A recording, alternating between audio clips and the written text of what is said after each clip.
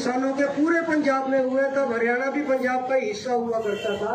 उन आंदोलनों में जिन शख्स ने, जिन हमारे बुजुर्ग ने बहुत बढ़ चढ़ के भाग लिया, वो रामकिशन जी आज हमारे बीच में हैं। 95 साल मेरे ख्याल में उनकी उम्र बताई गई, और वो हमारे बीच में है। बड़ा सौभाग्य है कि स्वतंत्रता एंटी बैटरमेंट लेवी आंदोलन चला था 58-59 में किसान सभा के नेतृत्व में। जैसे ये पगड़ी संभाल आंदोलन में पानी के रेट भी वृद्धि एक कानून था, उसी तरह का भाखड़ा डैम जब बना तो उस टाइम पर लेवी लगाती थी पंजाब सरकार ने। आपा पंजाब ही थे उस टाइम पर। उस आंदोलन में 2 महीने की जेल काटी कॉमरेड रामकिशन ने, और 200 रुपए जुर्माना उस टाइम पे, और दोनों बड़े खोल कर लेगी थी पुलिस। ये उस समय के हैं। लुधियाना में जो अतियाना गांव है, वहां पर 11 शहीद हुए थे पुलिस गोली से। 3 महिलाएं थी उसमें। जिस आंदोलन में कॉमरेड रामकिशन ने भाग लिया, उम्र है 95 साल 1 महीना 23 दिन, और रोज अभी भी किसान सभा के दफ्तर में आते हैं। अभी मदीना टोल के ऊपर भी आज इनको पगड़ी से सम्मानित किया था। तो आगे था प्रोफेसर राजेंद्र चौधरी हमारे बीच में बैठे हैं, उनसे मैं आग्रह करूंगा कि वो आए और इन्हें सम्मानित करें। डॉक्टर राजेंद्र चौधरी लगातार इस किसान आंदोलन के बारे में लेख लिखते रहे हैं, जो छपते रहे हैं, और पर्चे भी जो लिखे गए हैं उनमें उनकी लीडिंग भूमिका इस रूप में रही है कि लिखते ये हैं और उसके बाद और साथी उसमें जुड़ते हैं। तो यह रामकिशन जी तो हमारी पुरानी विरासत के,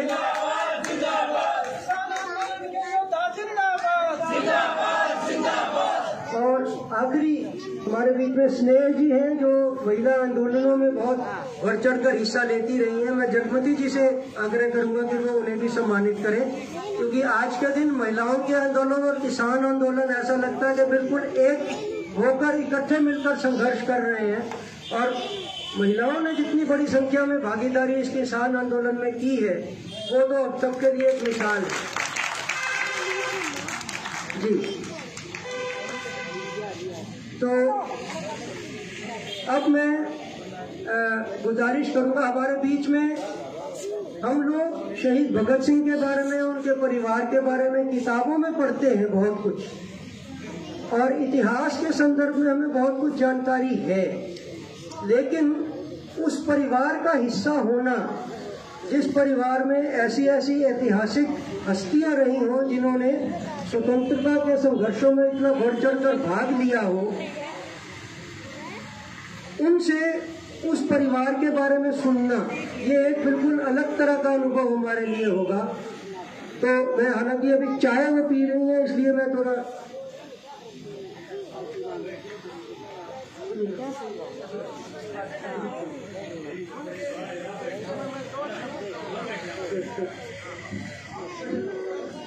तो अभी ये चाय पी लेंगी, उसके बाद उनसे मैं आग्रह करूंगा, आप पीजिए जी चाय पीजिए। मेरा ध्यान बाद में गया कि आप चाय पी रही।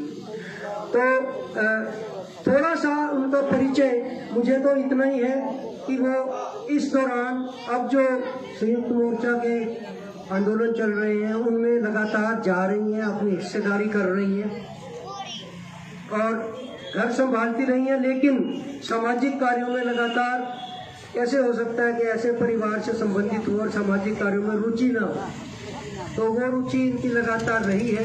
जब तक वो चाय पीती हैं तब तक मैं इंद्रजीत जी से आग्रह करूंगा कि वो कुछ इनके परिचय में बात संक्षिप्त में बिल्कुल रखें, ताकि उसके बाद वो भी अपने बात है। ये 3 महीने से सिंघू बॉर्डर पे ही है गुरजीत कौर जी, मैं तो ये बता दूं।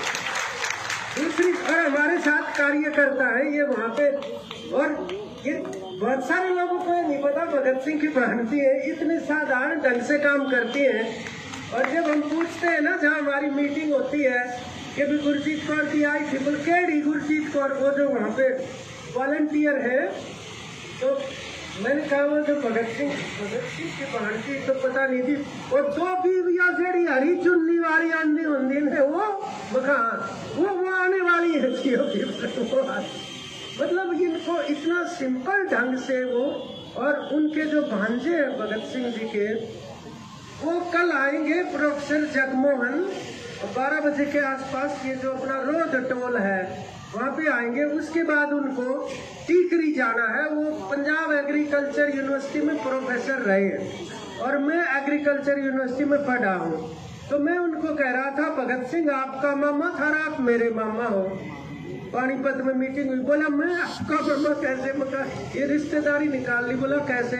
मका आपकी यूनिवर्सिटी मेरी यूनिवर्सिटी की माँ है। पहले HAU नहीं थी, PAU ही थी। PAU में से HAU बनी, तो उसके बाद रिश्तेदारी उनके साथ निकल गई। तो गुरजीत कौर जी जो है वो बहुत ही सिंपल ढंग से वहाँ पर काम कर रही है। कितनी पीढ़ियों को देखो क्रांति के साथ आगे बढ़ाते हुए। तो मेरे ख्याल चाय अगर पी ली हो तो क्या पी रही है। और ये जो स्नेह जी है और जगबीर जी, स्नेह कहाँ है? पगड़ी बांधे पाचे पिछाड़ कम आ गए। और जगबीर जी भी है चौहान, वो बैंक मैनेजर होते थे। ये दोनों भी वॉलंटियर है वहाँ और उनको यही लेके आए हैं यहाँ तक। उनका भी हम शुक्रिया अदा करते हैं। तो मैं गुरजीत जी से गुजारिश करूँगा कि वो परिवार ऐसे परिवार में रहते हुए उनका पढ़ना बढ़ना और क्या क्या कहानियाँ उन्होंने सुनी और कैसा प्रभाव उन पर पड़ा, इसके बारे में कुछ अगर हमें बताएंगी तो हमारे लिए बहुत अच्छा। राम राम जी, वाहिगुरु जी का खालसा, वाहिगुरु जी की फतेह। सलाम अलैकुम सलाम। सबसे पहले तो मैं आपका बहुत शुक्रिया अदा करना चाहती हूँ कि आप लोग इतनी देर से इंतजार करते हैं। सॉरी। मैं एक बात बताना चाहती हूँ कि शहीद भगत सिंह ने अपने रिश्तेदार उन लोगों को बताया था जो उनके सिद्धांतों पर चलेंगे और जो किसी का शोषण नहीं करेंगे। हर बंदा दूसरे बंदे को अपने बराबर समझेगा और कोई उसको तकलीफ दे। उस हिसाब से आप लोग सभी उनके सिद्धांतों पर चलकर ये आंदोलन लड़ रहे हैं, तो मेरे से पहले आप उनके रिश्तेदार।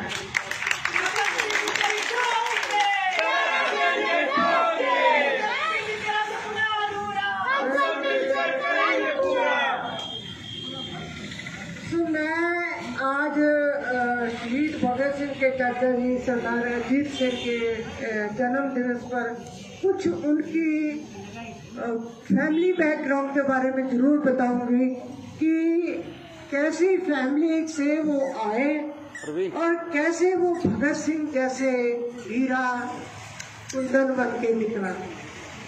और शहीद भगत सिंह का परिवार जो था, ये पहले इनका गांव खटखट कला नहीं था, अब खटखट कला डेटा की है।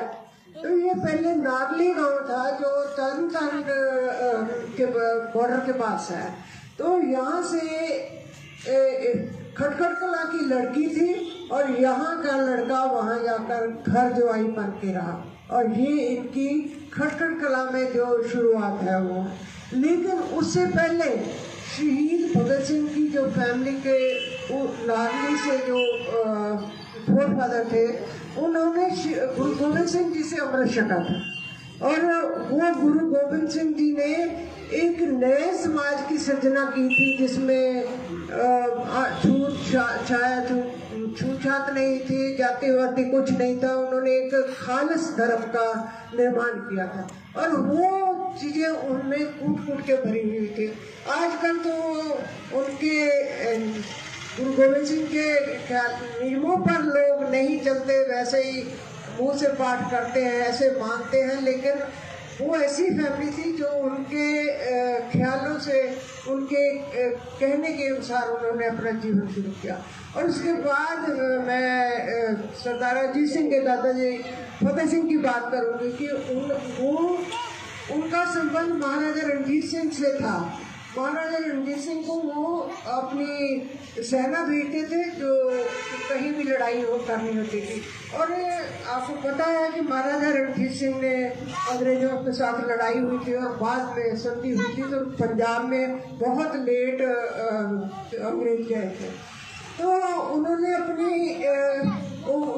महाराजा रणजीत सिंह ने उनको काफ़ी जायदाद दी थी और उनको जगीरें लगाई हुई थी। लेकिन जब महाराजा रणजीत सिंह का राज खत्म हो गया तो अंग्रेजों ने इनको अपना दुश्मन समझा और इनकी सारी जायदाद वगैरह सब कुछ जब्त कर लिया। तो एक टाइम आया जब 1857 में सारे पंजाब में, ये महापंजाब, हम पंजाब की बात करते हैं तो हम लोग ये छोटे से पंजाब की बात नहीं करते, सारा हरियाणा, हिमाचल और पाकिस्तान में भी जो पंजाब है उसकी बात करते हैं। तो पंजाब ने इसका विरोध किया था क्योंकि पंजाब में ज्यादा अंग्रेजों के पिट्ठू लोग थे, तो उन्होंने इसका डट के विरोध किया। और सरदार फतेह सिंह ऐसे थे जिन्होंने 1857 की आजादी की लड़ाई का डट के साथ दिया था। तो उनको ऑफर आई थी कि आप अगर हमारा अंग्रेज बोले आप हमारा साथ दोगे तो आपकी जो जायदाद कुर्की वापस कर देंगे। तो वहां से उन्होंने कहा कि मेरे को, मैं जमीन के बिना रह सकता हूँ लेकिन अपने देश से गद्दारी करके नहीं रह सकता।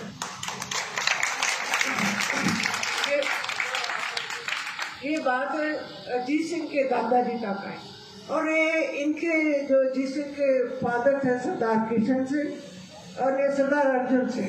सरदार अर्जुन सिंह के 3 बेटे थे, सरदार अजीत सिंह, सरदार किशन सिंह और सरदार स्वर्ण सिंह। तो इन्हें तीनों बेटों ने अपने, जैसे इनके फादर भी बहुत, सरदार अर्जुन सिंह समाज सेवा में लगे थे। उन्होंने एक समाज सुधार आंदोलन करा था जिसमें वो आर्य समाजी हुए और समाज में उन्होंने छुआछूत, जो सती प्रथा थी, जो ऐसी कुरीतियों का उन्होंने विरोध किया और समाज में सुधार कर दिया। और आगे तीनों बेटों में वो सभी गुण आए। तो मैं फैमिली श्री बहादुर सिंह की फैमिली का इसलिए बता रहे हूँ कि चीज फैमिली से कैसे आती है। तो सरदार किशन सिंह और सरदार अजीत सिंह दोनों ने मिलके 1803 में मेरे ख्याल में सारे राजाओं को मिले। फिर तो और सभी राजाओं को इसलिए मिले कि राजा कर्नल जो यहाँ का वायसराय था उसने एक मीटिंग रखी थी कि सभी राजा उसकी गुलामी के लिए सुगंध खाएं। तो इन्होंने राजाओं से मिले और उनसे बोले कि आप ऐसा देश से गद्दारी नहीं करो, आप ऐसा नहीं करो। लेकिन राजाओं ने ज्यादा बात नहीं मानी।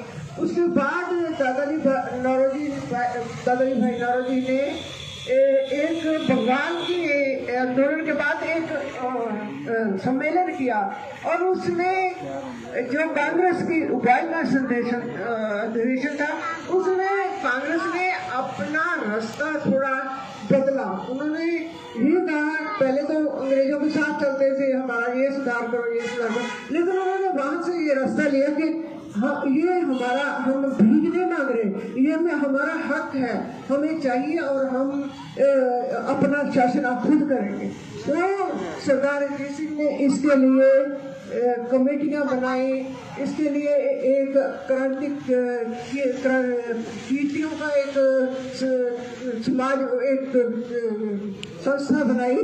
तो उन्होंने काम करना शुरू कर दिया। तो इसी बीच जो अंग्रेजों ने कानून पास किया, जो 3 बिल, जैसे आज 3 बिल आए ऐसे ही 3 बिल उन्होंने पास किए थे, जिससे किसान की जमीन का वो मालिक नहीं था, जिसे उसका बड़ा लड़का ही मालिक होता था कि अगर उसकी डेथ हो जाता छोटा वो सरकार को चली जाती। और उसके जो पानी नहरों का दिया था उसका भी लगान बढ़ा दिया। तो इसके विरोध में लोगों के अंदर, किसानों के अंदर बड़ा गुस्सा था, लेकिन उनको इकट्ठे लेकर चलने वाला उनको लीडर अजीत सिंह मिल गया। और ये मूवमेंट इतने जोरों से चले, हमारे नानी जी बताते थे कि इतने जोर से चले कि जो बांके दयाल का गाना था ना, पगड़ी संभाल लेता, और गांव में बच्चा बच्चा गाता था। तो आज की आंदोलन को देखो तो उसकी बहुत सिमिलरिटी, बराबरी है। तो वो भी 3 करोड़ थे और ये भी वो भी किसानी से जुड़े हुए थे और ये भी। लेकिन तब जब अंग्रेजों का राज था तब कहते थे अंग्रेजों का राज कहीं सूरज नहीं छिपता। इतना सारी दुनिया में राज था, लेकिन उस कानून पर लोगों ने लड़ाई करके उस कानून को वापस करवाया। तो अपनी आज़ादी के लिए संघर्ष करने पड़ते हैं। आज 140 साल के बाद भी हम वहीं पर खड़े हैं जहां अजीत सिंह ने किसान आंदोलन छेड़ा था। तो मैं थोड़ी सी और भी इसके बारे में, तो आप जानते हैं कि ये पगड़ी समाज जटा सरदार अजीत सिंह ने, तो इसके लिए कितनी कुर्बानियां फैमिली ने दी, उसके पीछे क्या था, वो जो लेडीज का जो पार्ट था वो कभी सामने नहीं आया। तो मैं उनको सामने लाना चाहती हूँ कि हमारे समाज में ये पता चले कि कितनी बड़ी क्रांतियाँ लेडीज की सपोर्ट के बिना नहीं चल सकती। सरदार अजीत सिंह की शादी की बात जरूर बताऊंगी, ये बहुत कम लोगों को पता है कि उनकी शादी कैसे हुई। उनके एक फ्रेंड थे वकील धनपत राय थे, धनपत राय वो कसूर के रहने वाले थे।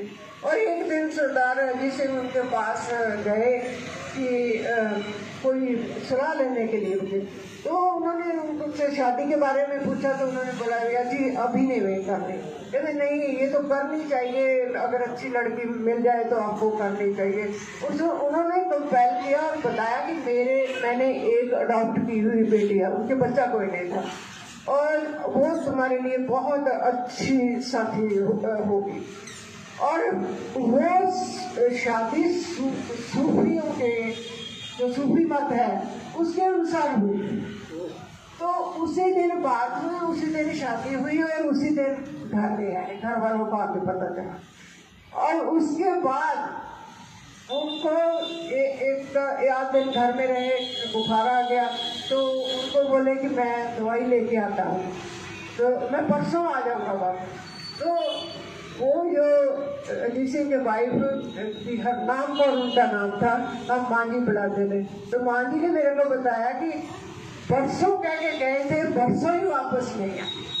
38 साल के बाद, 78 ईयर के बाद 47 में वो मार्च में इंडिया में उनको लिटरेचर लिखने एक छापाखाना बनाया था उन्होंने। जब इस आंदोलन के बाद, पगड़ी समाज जटा आंदोलन के बाद उन्होंने एक छापाखाना बनाया था, उससे लिटरेचर छपवाते थे और बाहर की जो अच्छे राइटर्स की बुक्स थी उनको छुपा के सस्ते दाम में लोगों तक पहुँचाते थे कि आज़ादी क्या चीज़ है, हम कैसे गुलाम है, हमारे पास ये क्यों, ऐसी बात है।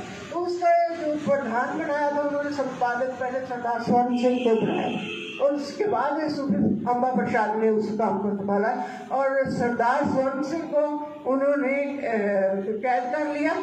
तो उनको सजा हुई और उनकी डेथ जेल में हुई।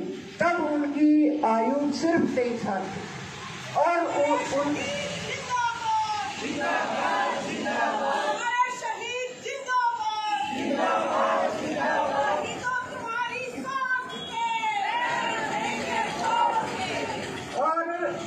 उनकी वाइफ भी घर में 21 साल की वाइफ विडो हो गई।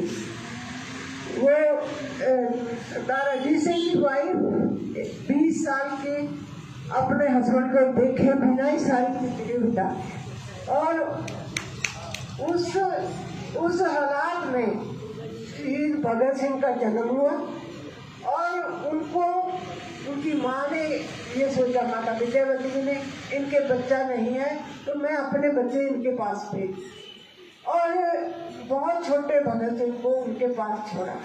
और भगत सिंह के दिमाग पर उसका बहुत प्रभाव पड़ा जब वो अपनी चाची से पूछते थे ये चाचा जी कब आएंगे, कैसे आएंगे, चाची बताते थे अंग्रेज आएंगे, कब आएंगे। तो जो शुरू से उनका ब्रॉटअप हुआ इन बातों से हुआ और आप उन्होंने उनकी जो रिस्पेक्ट थी उनके मन में शहीद भगत सिंह के बहुत थी। और आपको हैरानी होगी कि अंग्रेजों के टाइम, अब तो मेरे को पता नहीं, मैं सुनते अंग्रेजों के टाइम में तो लास्ट जो अंतिम मुलाकात होती थी ना वो रियल पेरेंट्स की होती थी। तो अंदर से शहीद भगत सिंह ने ये मैसेज भेजा अपने माँ बाप को, अगर चाची जी को नहीं मिलने देते तो आप नहीं आना, और वो लास्ट मुलाकात नहीं हो पाई। तो मैं उनका, जहाँ मैं आज सरदार अजीत सिंह को याद करती हूँ, तो मैं उनके साथ उनकी वाइफ को बड़े मन से याद करती हूँ। मैं उनके पास रही हूँ, मैंने चाहे छोटी थी लेकिन उनका दुख दर्द अंदर का मैं जानती हूँ। और मैं हर एक जगह ये बताना चाहूँगी कि जिनका नाम नहीं है उनकी कुर्बानियों तो आप सोच ही नहीं सकते। तो ऐसे एक और बात बताऊँ फैमिली की, मैं आज फैमिली की बात कर रही हूँ, अगर बाकी तो सारे क्या क्या आंदोलन किए आप पढ़ भी सकते हो कहाँ से। तो जो सरदार अजीत सिंह के पिता थे, उन्होंने आर्य समाज धर्म अपनाया था, क्योंकि वो समाज सुधार की लहर चल रही थी और उसमें उन्होंने सुधार करने का निश्चय किया। और वो हिंदू धर्म था, और जो शहीद भगत सिंह के माता जी से वो सिंध सभ्य जो सरदार थे उस फैमिली से आई थी, और जो चाची जी थी वो मुस्लिम परिवार से आई। तो ये सारी संस्कृतियों का मिलन हुआ। उसमें धर्म क्या है ये भगत सिंह ने बताया कि कोई धर्म कोई खराब नहीं है, और सभी धर्म मिलकर एक ही धर्म है, उन सभी में मानवता का धर्म। अगर हम मानव की सेवा करते हैं, मानव की को अच्छी जिंदगी, एक जिंदगी आती है, अगर हम उसको अच्छी जिंदगी देने में मदद करते हैं तो यही हमारा धर्म। और उन्होंने आखिर तक ये नहीं कहा, कभी कभी भगवान पे गिला भी था, अगर भगवान है तो इतनी जनता दुखी क्यों है, क्यों एक बंदा दूसरे बंदे का शोषण कर रहा है। तो उन्होंने आखिर तक अपने आप को इतना स्ट्रॉन्ग कर दिया था कि कोई भी चीज उनको हिला नहीं सकी। कि फांसी होनी है, किसी ने बोला भी आप परमात्मा को याद कर लो, कहते नहीं, ये अब तक मैंने परमात्मा को नहीं माना तो अब भी नहीं मानूंगा, क्योंकि अब तो मैं अपने मतलब के लिए, भगवान सोचेगा ये अपने मतलब के लिए। मैं यही सोचता हूँ कि एक जिंदगी है, यही है, और फांसी के बाद कुछ नहीं है, कोई सहारा नहीं लिया किसी चीज के लिए। हम लोग थोड़ी सी तकलीफ होती है, हम कहते अच्छा जो नहीं हम चाहते तो परमात्मा ठीक करेगा, परमात्मा का सहारा ले लेते, लेकिन उन्होंने किसी चीज का सहारा नहीं लिया, और इतनी उनके अंदर दृढ़ता। तो मैं उम्मीद करती हूँ मेरे देशवासियों से, वो उनके चलाए आदर्शों पर चलेंगे। उन्होंने अपना बलिदान दिया इसलिए कि मेरे देश के लोग आजाद रहे, ये गरीबी रेखा से ऊपर आए और सम्मान जीवन व्यतीत करें। लेकिन वक्त की मार देखो क्या हुई कि हमारा देश उनके सपनों पर का देश कहाँ होना था, पीछे की तरफ चल बैक गेयर लगा लिया। हम लोग यहाँ पर 140 साल पहले थे, आज भी गए। आज हम लोगों को फिर से उससे भी स्ट्रॉन्ग होकर लड़ना पड़ेगा, क्योंकि जो संघर्ष के तरीके हैं वो बदल गए हैं। सरकारें गुंडागर्दी पे उतर आई हैं, सरकारों ने ये सोच लिया है कि ये सब कुछ प्राइवेट कर देना है। उन कोई भी, मैं मोदी जी की कहूँगा, इससे पिछली सरकारों में मैं कोई सिर्फ नहीं करूँगी, ये लेगा जो है बहुत पहले से चला था और अब सारा एक्सप्लेन हो गया है, एक्सपोज हो गया।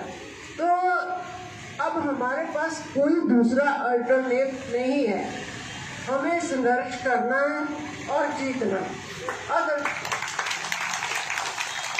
अदरवाइज हमारे पास कुछ नहीं बचेगा। एक किसान की बात करते हैं, किसान के नाम से जो आंदोलन चल रहा है, लेकिन सारे देश की जनता इससे अफेक्टेड होगी, इसका इफेक्ट सारी जनता पे पड़ेगा। गरीब तो किसान से ज्यादा भी, मजदूर जो है वो किसान से भी ज्यादा जाएगा, नीचे जाएगा। आप पढ़ देखते होंगे कि ये जो प्राइवेटाइजेशन की बात चली है ना, आज से 40 साल पहले चल चुकी है। बड़े बड़े कॉर्पोरेट जो हैं कंपनियां, उन्होंने सारा बिजनेस अपने पास इकट्ठा करना शुरू कर दिया और बाकी सारी जनता को लेबर बनाया। और ये 40 साल से ये तजर्बा हो चुका है। जिन मुल्कों में ये चलाया गया, उन लोगों में गरीबी, उन मुल्कों में, उन देशों में गरीबी बढ़ी है। तो आज हमारे इतनी देर के तजर्बे के बाद भी हमारे देश में ये क्यों शुरू हुआ? ये सभी बिजनेस है। हमारी सरकार, जो राजा होता है वो पिता होता है, हाँ, जनता उसकी संतान होती है, उसके अच्छे भले के लिए सोचता है। लेकिन आज जो हमारे प्रधान है वो बिजनेसमैन बन चुके हैं। उन्हें किसी बात पर भी लोगों का ध्यान नहीं। अदरवाइज कितने लोग इकट्ठे हुए, इतनी तकलीफ में रहे, बारिश में, ठंड में, बुजुर्ग लोग, और कितने लोग शहीद हो रहे हैं, पर बिल्कुल भी उन पर तरस नहीं आता। और 2 शब्द कभी भी उन्होंने सिंपैथी के नहीं या अफसोस के नहीं बोले। हमारे समाज में ऐसा है कि अगर किसी दुश्मन की भी डेथ हो जाती है तो हम लोग अफसोस जरूर करते हैं, लेकिन हमारे प्रधानमंत्री के मन में ये बात कभी नहीं है। तो अपनी आज़ादी के लिए हम लोगों को खुद लड़ना है, संघर्ष करना है, शांत में ही करना है। हमारे पास कोई हथियार नहीं है, हम सरकार के मुकाबले में हथियारों से नहीं जीत सकते। हमारे पास एक ही हथियार है कि हम लोग सभी इकट्ठे होकर मिल करके सरकार पर प्रेशर डालें। जितने हम ज्यादा लोग इकट्ठे होंगे उतना ही प्रेशर होगा।